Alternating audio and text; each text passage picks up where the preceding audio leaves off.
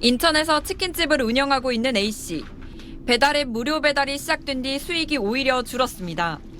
정렬제로 수수료 체계가 바뀌면서 쿠팡이츠는 주문 한 건당 9.8%, 배민은 6.8%를 떼가고 있습니다. 많이 팔수록 부담은 늘어 19,000원짜리 후라이드 치킨 1,000마리를 판다고 가정하면 매출의 약 30%인 530만 원가량이 수수료, 부가세, 배달비 등 점주 비용이 되는 겁니다.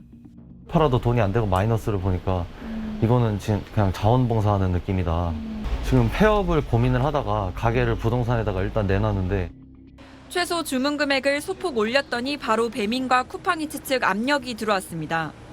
무료 배달 혜택에서 제외될 수 있다는 내용인데 경쟁 관계인 양사가 서로 가격 조건을 계속 모니터하며 점주들의 맞추라고 강요한다는 겁니다. 매일같이 문자를 보내서 사람 시달리게 하고 빼게 된다면 결과는 뻔한 거죠. 저희 가게 주문이 안 들어온다는 거죠. 우리가 이렇게 마음까지 시달려야 되나. 배달앱 시장이 지난해 사상 처음 역성장을 기록하자 소비자를 잡기 위해 배달앱들이 앞다퉈 무료 배달에 나섰고 그만큼의 비용을 배달앱과 점주가 나눠 부담하게 됐기 때문입니다. 매출액에서 정유령 수수료로 이만큼 떼간다는 거는 사실 매출 방어가 불가능해요. 음식 가격을 올리는 것 외에는 방법이 없어요, 정말. 여기에 일부 앱에서 다음 달부터 포장 수수료까지 부과하기로 하면서 자영업자 불만은 더 커진 상황. 일부 자영업자들은 내일 배달앱 사용을 일시 중단하는 등 항의성 단체 행동에 나설 예정입니다. SBS 박예린입니다. 서울 양천구에서 피자 가게를 운영하는 이승호 씨. 불경기에 줄어든 매출이 큰 걱정인데 배달앱에 의존하는 비율이 90%가 넘는 상황에서 포장 수수료마저 받겠다고 하자 부담이 커질 수밖에 없습니다. 주문해서 자기가 찾아가는 것 개념이기 때문에 배달하고 똑같은 수수료를 책정한다는 것은 좀 부당하다고 생각합니다. 배달의 민족은 다음 달부터 포장 주문에 배달과 동일한 중개 이용료 6.8%를 부과하기로 했습니다. 우선 새로 가입하는 자영업자가 대상인데 배민앱을 통해 2만 원짜리 음식 포장 주문을 받았다면 자영업자는 1,360원을 수수료로 내야 하는 겁니다. 진짜 너무 수수료도 많이 빼가고 막 하면서 포장을 수수료 받는다는 건 가게 측한테만 이렇게 저희는 갑질이라고 생각해요. 다만 기존의 포장 서비스를 이용해왔던 자영업자는 내년 3월까지 중개 이용료를 내지 않아도 됩니다. 배민 측은 배달 주문 서비스와 거의 동일한 수준으로 유지관리 비용 등이 발생했지만 업주의 어려운 상황을 고려해 그동안 무료 정책을 유지해왔다고 밝혔습니다.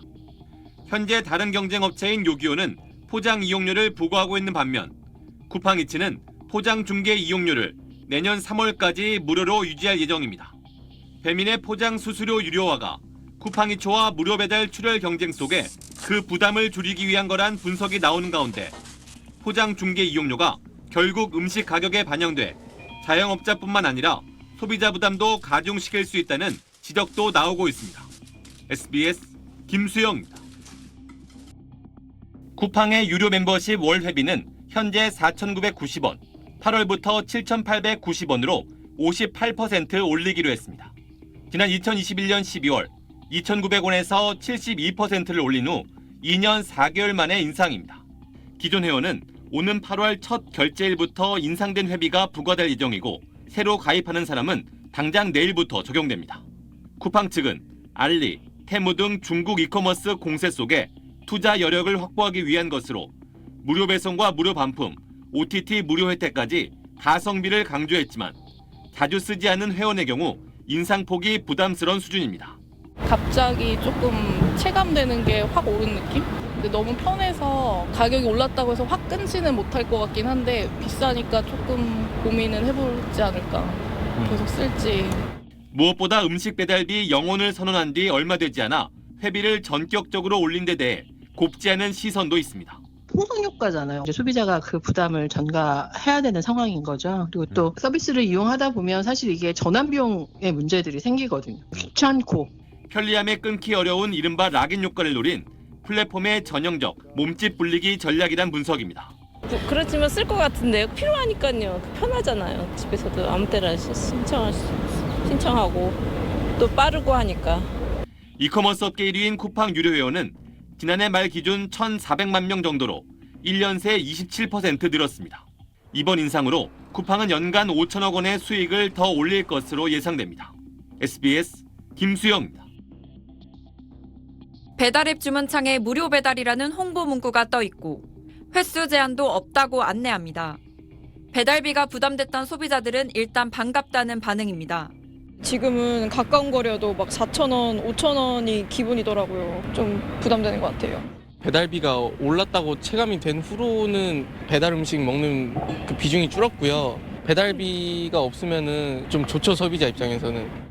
쿠팡이츠는 오늘부터 묶음 배달에 한해 회원의 경우 배달비를 받지 않겠다는 파격적인 혜택을 내세웠습니다. 코로나로 급성장했던 배달 시장은 고물가 속 배달비 부담에 지난해 처음으로 역성장했습니다. 업체 간 경쟁은 더 치열해지는 상황. 배민이 1위, 2, 3위를 두고 요기요와 쿠팡이츠가 접전을 벌이는 가운데 쿠팡이 배달비 영원카드로 반전을 모색하는 걸로 풀이됩니다. 우선은 쿠팡의 마케팅 비용으로 충당하겠다지만 자영업자들은 결국 그 비용이 어느 경로로든 전가될 걸로 염려하고 있습니다. 실제로 지난해 정률제로 수수료를 개편한 배달의 민족에 이어 쿠팡이츠도 9.8% 수수료를 떼가는 새 요금제를 내놨습니다. 배달 중개 수수료 1,000원으로 시작을 했었어요. 근데 그러다 어느 날 9.8% 수수료를 지금 제일 많이 받고 있거든요. 그거 솔직하게 좀 많이 우려를 하고 있고요. 약 한 40% 정도가 배달 수수료와 카드 수수료. 배달비 영원 공세가 소비자와 자영업자의 모두 혜택으로 돌아갈 수 있을지, 배달앱 시장에는 어떤 영향을 미칠지 관심입니다. SBS 박예린입니다. 코로나 이후 호황을 누린 배달업. 2019년 9조 7천억 원 규모였던 음식 배달 거래액은 2020년 17조 3천억, 2021년엔 26조 2천억 원까지 폭발적으로 성장했습니다.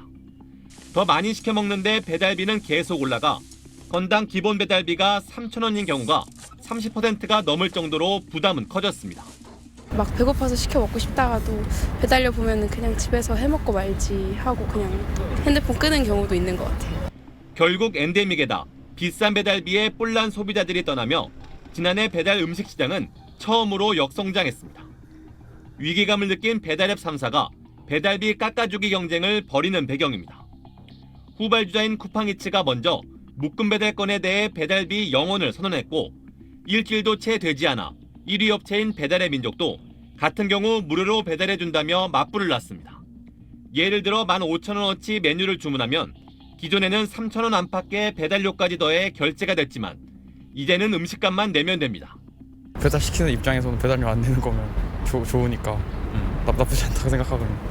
요기요도 구독료를 한시적으로 2,000원 낮췄습니다. 알 수 없는 다른 비용들을 올리거나 아니면 그 소비자 부담을 덜어내는 대신에 그것들을 이제 사업자 부담으로 넘기거나 이런 일종의 풍선 효과들이 발생하지 않도록. 단기적으로는 부담을 덜어주는 효과가 있겠지만 장기적으로는 자영업자와 소비자에게 비용을 전가할 가능성도 배제할 수 없어 플랫폼 가격 정책 변화에 대한 관리 감독이 필요합니다. SBS 김수영입니다.